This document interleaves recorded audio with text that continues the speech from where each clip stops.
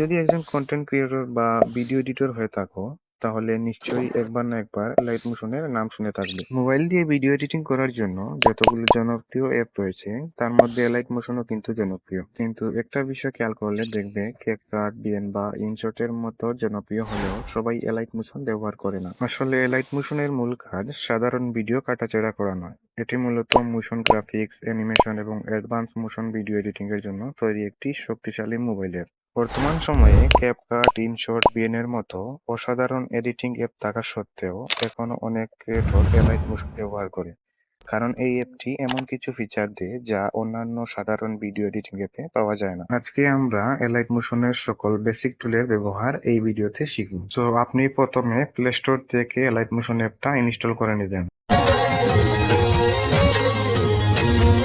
ফার্স্টে elite motion অ্যাপটা open হওয়ার পর এরকম একটা ইন্টারফেস শো করবে। তো আমরা এখান থেকে অ্যাকসেপ্ট অল এন্ড কন্টিনিউতে ক্লিক করব এন্ড এখান থেকে গেট স্টার্টের উপর আরেকটা ক্লিক করে দেব। তারপর আমাদের সামনে এরকম একটা ইন্টারফেস শো করবে। এখানে নিচে অনেকগুলো অপশন দেখতে পাচ্ছেন। আমরা উপর থেকে থ্রি ডটে একটা ক্লিক করব এন্ড এখান থেকে লো কোয়ালিটি প্রিভিউ এই অপশনটা অন করে দেব, যাতে এডিটিং এর সময় আমাদের মোবাইলটা যদি স্লো হয় তাহলে হ্যাং না করে। তো আমি এখান থেকে এটাকে অন করে দিলাম। তারপর রয়েছে ডেমো মোড, এটা অতটা প্রয়োজনীয় নয়। এরপর রয়েছে ডিফল্ট লেয়ার ডিউরেশন।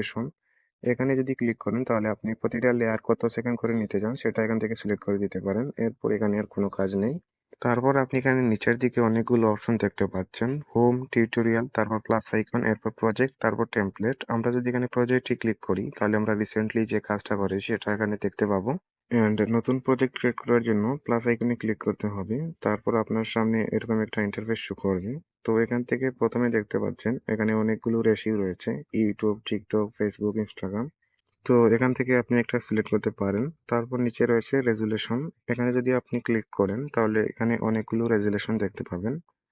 তো আমি এখান থেকে সবসময় 1080p এইচডিতে এখান থেকে ভিডিও এডিটিং করি। তারপর রয়েছে এখানে ফ্রেম রেট। এখানে যদি আপনি ক্লিক করেন অনেকগুলো ফ্রেম রেট দেখতে পাবেন। এরপর রয়েছে ব্যাকগ্রাউন্ড। এখানে ক্লিক করলে অনেকগুলো আপনার ব্যাকগ্রাউন্ড দেখতে পাবেন। নিচে রয়েছে ক্রিয়েট প্রজেক্ট। এখানে যদি ক্লিক করেন তাহলে আপনাকে এরকম আরেকটা নতুন ইন্টারফেসে নিয়ে যাবে। তো এখানে দেখতে পাচ্ছেন ভিডিও এডিটিং করার জন্য কোনো ধরনের অপশন নাই, বলতে পারেন এখানে কিভাবে এডিটিং করব। একদম ডান দিকে নিচের দিকে প্লাস আইকন দেখতে পাচ্ছেন। এখানে যদি আপনি ক্লিক করেন তাহলে দেখতে পাচ্ছেন আপনার সামনে প্রথমেই অনেকগুলো শেপস এড হয়ে গেছে। এখানে কিন্তু আপনার প্রয়োজনীয় অনেকগুলো শেপস রয়েছে, এখান থেকে আপনি শেপস দিয়ে এডিট করতে পারেন। তারপর রয়েছে মিডিয়া, অডিও, অবজেক্ট, এলিমেন্ট। তো এখান থেকে আমি মিডিয়াতে ক্লিক করলাম। প্রথমবার এখানে অ্যাপটা ইনস্টল করছি তাই এখানে কিছু পারমিশন চাইবে, সবগুলো অ্যালাউ করে দেবেন এখান থেকে। তারপর এখান থেকে অনেকগুলো অপশন রয়েছে, এর দেখতে পাচ্ছেন অবজেক্ট, এলিমেন্ট, এরপর টেমপ্লেট। আমি এখান থেকে প্রথমে একটা শেপ সেট করে নিচ্ছি। তো আমি এখান থেকে এই শেপসটা এড করে নিলাম। শেপসটা এড করার পর এখানে এটাকে আপনি ধরেও এখান থেকে স্কেলটা বড় করতে পারবেন, আপনার সাইজ মতো করতে পারবেন। আবার আপনি এখানে নিচের দিকে এডিট শেপ বলে আরেকটি অপশন দেখতে পাবেন। এখানে যদি আপনি ক্লিক করেন তাহলে আপনার সামনে এখানে দেখতে পাবেন সাইজ, এক্স ভ্যালু এবং ওয়াই ভ্যালু। এই দুইটার সাহায্যে কিন্তু আপনি এটাকে একদম পারফেক্ট সাইজ মতো তৈরি করতে পারবেন। আমি যদি এখান থেকে আপনাকে আরেকটা শেপ এড করে দেখাই, এখান থেকে আমি শেপসটা এড করলাম। শেপসটা এড হওয়ার পর এখান থেকে যদি আমি এডিট শেপের উপর একটা ক্লিক করি তাহলে এখানে একটা নতুন অপশন দেখতে পাবেন, রেডিয়াস। তো প্রথমটা যেরকম ছিল আগেরটাতে সেরকমই থাকবে এবং নিচে যে রেডিয়াস দেখতে পাচ্ছেন এটা যদি আপনি এভাবে বাড়ান বা কমান তাহলে দেখতে পাবেন আপনার যে শেপটা নিচ্ছেন সেটা সাইকেল হচ্ছে। এখান থেকে এটাকে আপনি করতে পারেন। তারপর এখানে উপরে দেখতে পাচ্ছেন colour and fill. Colour and ফিলে যদি আপনি ক্লিক করেন তাহলে এখানে দেখতে পাবেন ডিফ্লুট কালার হিসেবে অনেকগুলো কালার রয়েছে এখানে। তারপর আপনি নতুন কালার এড করার জন্য নিচের এই কালার প্লেট অপশনে ক্লিক করতে হবে এন্ড এখান থেকে আপনার পছন্দ অনুযায়ী যে কোনো একটা কালার চুজ করতে পারবেন এবং নিচে যে এই তিনটা অপশন দেখতে পাচ্ছেন এগুলোর মাধ্যমে আপনি কালারগুলোকে কন্ট্রোল করতে পারবেন।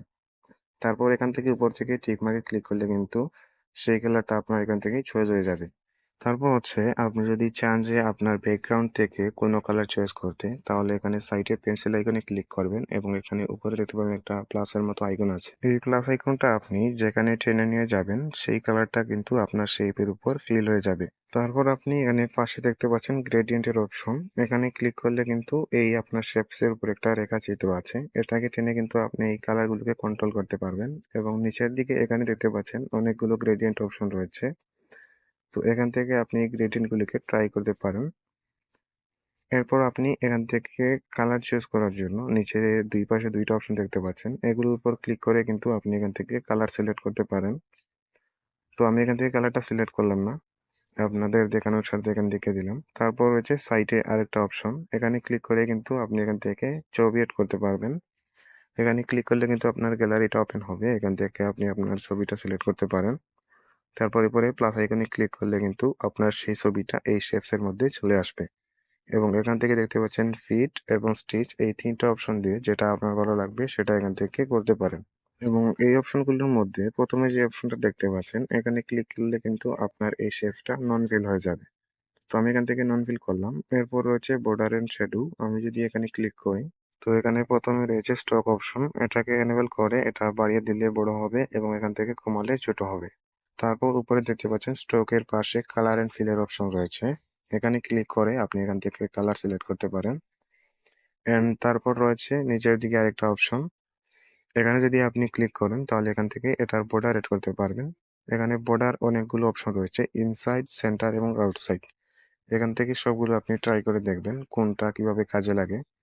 আমি আপনাদেরকে এখানে দেখাচ্ছি, এটার সাইজ বাড়াতে পারবেন এবং কালার চেঞ্জ করতেও পারবেন। তো এখান থেকে এভাবে কালার চেঞ্জ করবেন। নিচের দিকে রয়েছে আরেকটা অপশন, আমরা যদি এখানে ক্লিক করি তাহলে এখানে দেখতে পাবেন শ্যাডো, এই শ্যাডো অপশনটাকে অন করলে আপনার এই শেপস এর একটা শ্যাডো আসবে। তো এখান থেকে সাইজ, শ্যাডোর কালার এবং আলফা পজিশন এগুলো এখান থেকে দিতে পারবেন। তারপর এখানে রয়েছে ব্লান্ডিং এন্ড অপাসিটি, এখানে যদি আপনি ক্লিক করেন তাহলে এখানে অনেকগুলো অপশন দেখতে পাবেন। এই সবগুলো অপশন থেকে আপনি এক একটা দিয়ে ট্রাই করে দেখবেন কেমন দেখায়। তো এরপর এখানে রয়েছে নর্মাল, এখানে আমরা নর্মাল সবসময় ইউজ করি। উপরে রয়েছে অপাসিটি, এটার মাধ্যমে আপনি এটাকে বাড়াতে কমাতে পারেন। এবারে আমরা এখান থেকে ব্যাক আসবো। এরপরে নিচে রয়েছে মুভ এন্ড ট্রান্সফর্ম, আমরা যদি এখানে ক্লিক করি তাহলে এখানে আমরা আমাদের হাতের সাহায্যে এই অবজেক্টটাকে এখান থেকে মুভ করতে পারবো। এখান থেকে দেখতে পাচ্ছেন আমি এগুলোকে মুভ করতে পারছি। তারপর রয়েছে এখানে জেড ভ্যালু, এই জেড ভ্যালুটা হচ্ছে 3D ডকুমেন্টারি এডিট করার জন্য, এটা আপনাকে অন্য ভিডিওতে দেখাবো। এটার কাজ বর্তমানে আপনি বুঝতে পারবেন না, আপনি যেহেতু বেসিক টুলের ভিডিওটা দেখছেন। তারপর এখানে রয়েছে কি ফ্রেম, এখানে আপনি যদি একটা ফার্স্টে কি ফ্রেম এবং কিছু সেকেন্ড পরে গিয়ে আরেকটা কি ফ্রেম এড করেন এবং এখান থেকে পজিশন অনুযায়ী এটাকে এভাবে সরিয়ে দেন, তাহলে এটা দেখতে পাবেন এখান থেকে এটা মুভ হচ্ছে। এটা হচ্ছে কি ফ্রেমের কাজ, কি ফ্রেমের জন্য আপনাদেরকে আলাদা করে একটা ভিডিও দেখাবো। তারপর আমরা এখান থেকে একটা গ্রাফ এড করব, এখান থেকে অনেকগুলো গ্রাফ দেখতে পাচ্ছেন, গ্রাফ এড করলে এখান থেকে এটা স্মুথ ট্রানজিশন হয়। তো এবার আমরা এখান থেকে এই কিফ্রেম গুলোকে এখান থেকে ডিলিট দিয়ে দিচ্ছি। ডিলিট দেওয়া হয়ে গেলে এরপর নিচে দেখতে পাচ্ছেন রোটেটের একটি অপশন দেখাচ্ছে, এখানে ক্লিক করলে আপনি এরকম আরেকটা অপশন দেখতে পাবেন, এটা ঘুরিয়ে আপনি এখানে রোটেট করতে পারবেন এবং এখানে আপনার যত ইচ্ছা এটাকে ভাবে ঘুরিয়ে আপনি রোটেট করতে পারবেন। তারপর নিচে রয়েছে আরেকটি অপশন, এই অপশনের মাধ্যমে কিন্তু আপনি আপনার অবজেক্টটাকে স্কেল অনুযায়ী বড় এবং ছোট করতে পারবেন। আমি যদি এখানে ক্লিক করি তাহলে দেখতে পাবেন এটাকে এখান থেকে বড় এবং ছোট করতে পারবেন। এবং এই প্রতিটা অপশনে কিন্তু কিফ্রেম এবং গ্রাফের অপশন রয়েছে, সেটাও আপনি চেষ্টা করে দেখতে পারেন। এই অপশনটার মাধ্যমে আপনি আপনার অবজেক্টটাকে বাঁকাতে পারবেন। তো এখান থেকে উপরের এবং নিচের এই অপশনটা ব্যবহার করে আপনি দেখতে পারেন কেমন ফলাফল দেয়। তারপর আমরা এখান থেকে ব্যাক আসবো এন্ড এখানে দেখতে পাচ্ছেন প্রিসেট বলে আরেকটি অপশন রয়েছে, আমরা যদি এই প্রিসেট উপর ক্লিক করি তাহলে এখানে প্রিসেটে আমাদের কোনো ধরনের কাজ নাই, আমরা এখান থেকে ব্যাক আসবো। এরপর রয়েছে এফেক্ট অপশন, এখানে যদি আপনি ক্লিক করেন এবং এড এফেক্টের উপর ক্লিক করেন তাহলে এখানে অনেকগুলো এফেক্ট দেখতে পাবেন। এখানে আমি এই ভিডিওতে আপনাকে এফেক্টের কোনো ব্যবহার দেখাবো না, কারণ এখানে যতগুলো এফেক্ট রয়েছে এই সবগুলো নিয়ে আপনাকে ভালোভাবে বিস্তারিত বোঝাতে গেলে পুরো একটা ভালো সময় দরকার, তো সেটা আমি এখানে ওয়েস্ট করতে চাই না। তারপর আমরা এখান থেকে ব্যাক আসবো, এখানে দেখতে পাচ্ছেন দুইটা লেয়ার হয়ে গেছে, এই লেয়ার গুলো আমরা এখান থেকে এভাবে ধরে টেনে এগুলোকে সরাতে পারবো।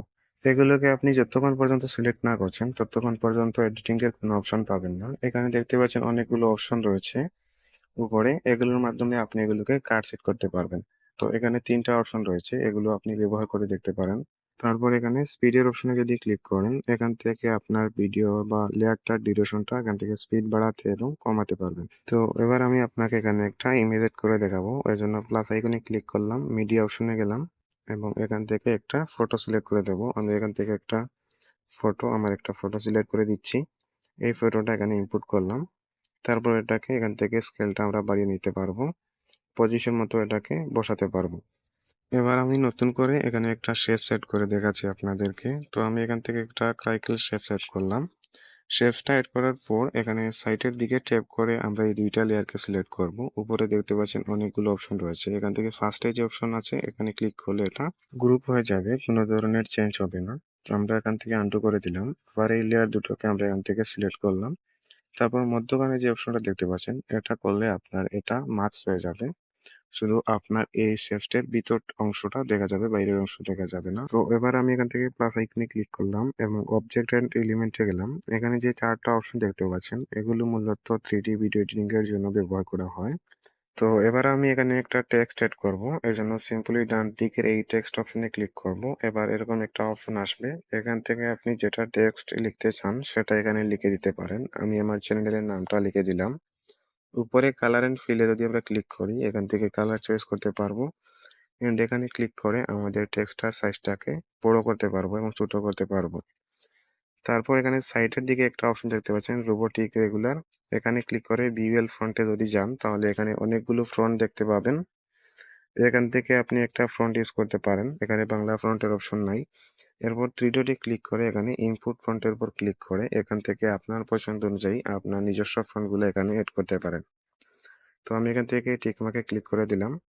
দেওয়ার পর এখান থেকে পজিশনে যদি যাই তাহলে এগুলোকে আমার ইচ্ছা অনুযায়ী এখান থেকে মুভ করতে পারবো এবং রোটেট করতে পারবো, স্কেল বড় করতে পারবো এবং ছোট করতে পারবো। এবং কালার ফিলে যদি যাই তাহলে এখান থেকে আমার ইচ্ছা অনুযায়ী যে কোনো কালার করতে পারবো।